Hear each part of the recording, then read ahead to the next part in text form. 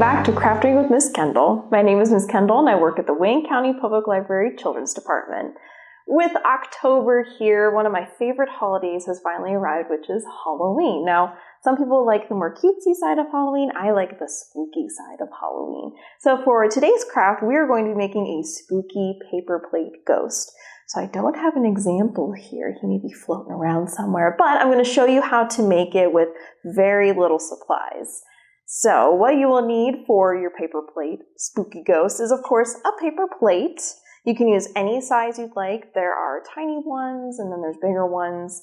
And there's also different colored ones. I'm just going with simple white today. You can really do whatever size or color you like. You'll also need tissue paper to go along with the color of your plate. So since I'm using a white plate, I'm going to use white tissue paper. If you don't have tissue paper, you can also use something called crepe paper. It's the kind that comes in like a roll and it's like fairly thick strips.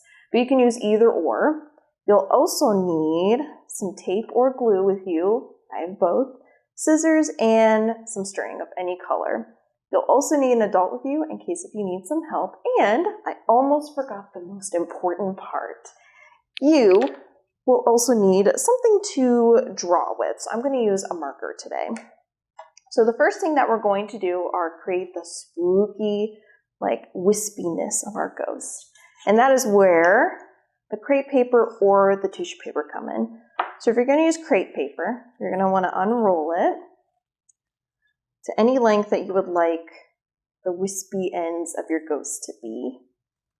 So I'm going to do maybe 2 strips that are fairly long, just like that. And then I'm actually going to cut this in half so that I have more strips. So a quick way to do that, just kind of fold it gently and don't crease. Just fold it up and then cut in the middle with the scissors. There we go. A couple more strips there. I'll set those on top of my paper plate. I'll do the same thing with this one. Just gently bring the ends to meet each other and just cut down the middle. So that is how you can create the wispy ends of your paper plate ghost with crepe paper. If you have tissue paper, sometimes it comes in packs and it's really, really, really, really big, as you can see. So a good thing that you can do is fold it in half. And I think I'm going to cut it this way. And you can cut your strips like this. So that way it's easier to cut right down the middle there. And then right along the crease, we're just going to cut it in half again. So there's a couple there. I'm going to make one more set of strips here. And again, you can make these as thick or as thin or as long or short as you'd like. You can do them in any color that you'd like. I think that's plenty of little wispy ends there. So I'm going to take the paper plate, and normally when you eat off of the paper plate, you have it sort of looking like a bowl, so like the lips come up like that. But what we're going to do is we're going to flip it over, and we're going to use this side to attach the little wispies. So you can use glue, but I think I'm going to use tape.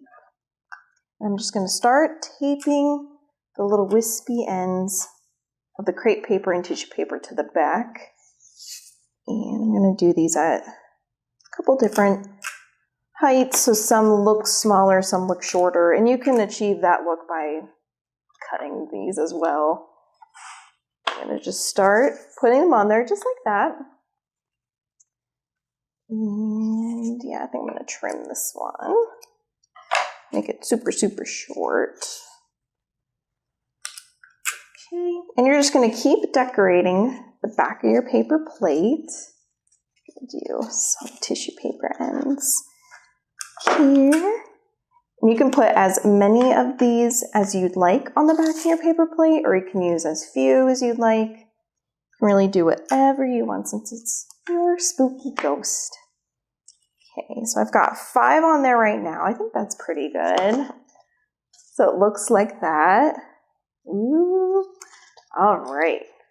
So I'm going to now put on the back a little string knot. So obviously I won't need all this string. So I'm going to just cut it in half and use that for another craft. And in case if you need some help, you can have an adult do this part, but I'm just going to tie it into a knot loop. So I'm leaving some space. I'm just going to tie it twice to create a knot. And I'm going to tape this onto the back. So now this way you can hang up your spooky ghost and let it kind of float in the air.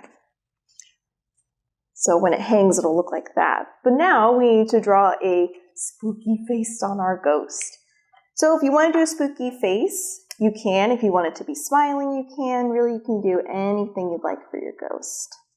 So I'm just going to draw 2 eyes and quickly color those in.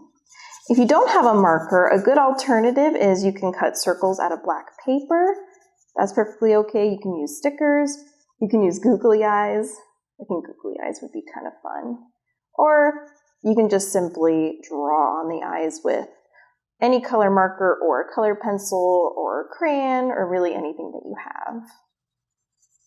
Okay. There we go. Maybe I'll give it some eyebrows too. And then, yeah, I'm going to do a little spooky mouth. So make the spooky mouth, I'm just drawing a smaller circle. I'm going to color it in. Okay. And that is how you make your very own spooky paper plate ghost. Very simple, very quick and easy, and then you have your very own decoration for the Halloween holiday. So that is how you make today's craft. Thank you so much for joining me again, and I'll see you guys next time.